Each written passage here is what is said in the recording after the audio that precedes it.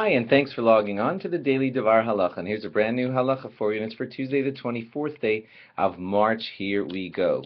Today we're going to explain to you that mystical concept called Gebrokts. Here's the gist of it.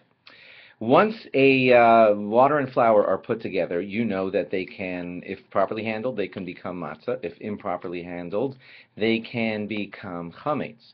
As long as the water and flour are quickly kneaded and quickly put into the oven and baked all flat and in the proper way, then they'll become matzah. And once that has been baked into matzah, it's pretty safe, halachically, to be considered never chametz again. In other words, once water and flour has been quickly baked in a proper matzah way, watched carefully that nothing happened to it, well, you're good to go. That matzah is not chametz anymore, no matter what happens to it.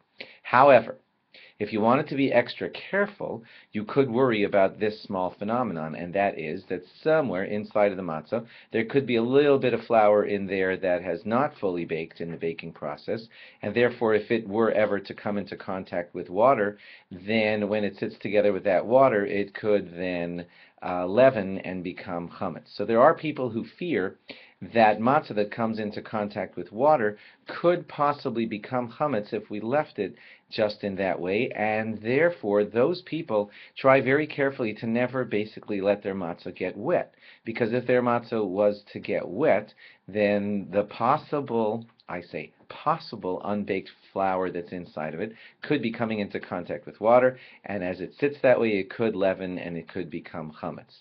Water that comes into contact with matzah that comes into contact with water in that way is called Gebrokts. And there are certain Hasidic groups that try never to eat anything Gebrokts throughout most of Pesach. You'll see why I'm saying most in just a moment. And they're not telling you that if you don't do it, your stuff is treif or not kosher. It's just an extra stringency, just a stringency of a custom that they want to accept upon themselves.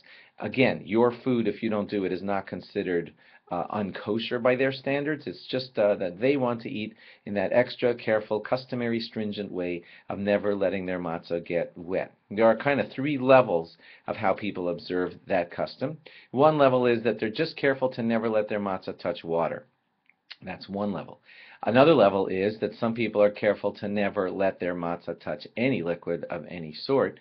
And then the even more stringent level is there are some people who don't use any utensil at all that has come into contact with Gebrokts. A classic example, just so we could be extra clear about this, a matzah ball would be considered Gebrokts. It's matzah meal. You know, it has all been baked into matzah, so it shouldn't technically ever become chametz again. But then when you mush it together with water and however you make a matzah ball, you now subject it to the possibility that it could have this Gebrokts thing happen to it. So people who don't eat Gebrokts won't eat matzah balls or anything like that. They won't dip their matzah in water. They won't crumble up their matzah and put it in soup, etc., etc. Now, a fascinating custom is that even people who keep the laws, I should say the customs of Gebrokts, will still, on the last day of Pesach, the 8th day, if there's an 8th day in there, you know, that last day of Pesach, if you're keeping 8 days, is only a rabbinic addition to the 7th day of Yom Tov, and they will have a custom that on that 8th day they will actually allow themselves to eat Gebrokts, something that they were not allowing on the first 7 days of Pesach, and that's one way of showing that it wasn't treif.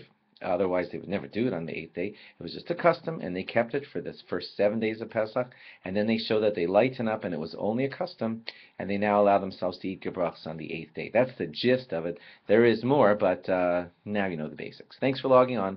Log on again tomorrow for more. Bye-bye.